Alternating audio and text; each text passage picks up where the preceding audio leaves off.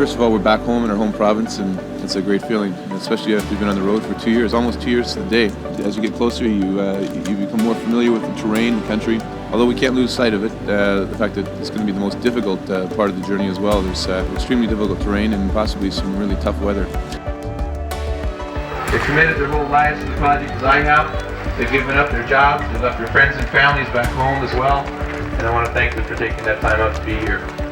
It's fantastic to see my mother and father and my family here. A lot of friends and organizers that have really been behind us from the very beginning.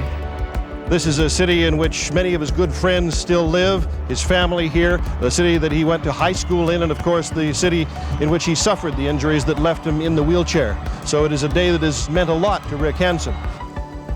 This hill coming out of Princeton is a monster, an 8% grade over 4 kilometers. Rick, though, does these things so effortlessly, we sometimes forget how tough they really are.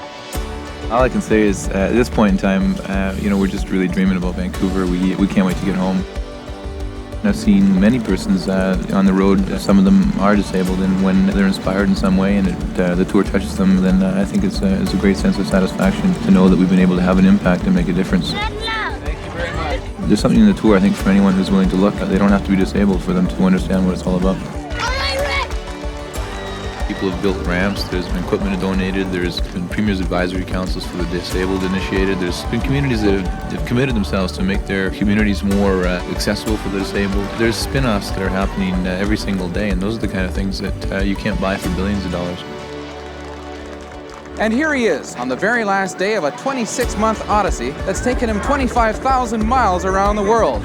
He could have avoided this one last bit of agony. Surely no one would have blamed him. But then, avoiding things is not what the Man in Motion Tour is all about. Let's continue to work to remove the barriers that stand in the way of so many disabled persons and their potential. We have come a very long way together over the last 40 years. We should be acknowledged for that, and you should be thanked. But I also have to say we have a very long way to go. Thank you very much for being a part of it. It's great to be home. What can I say? Thank you.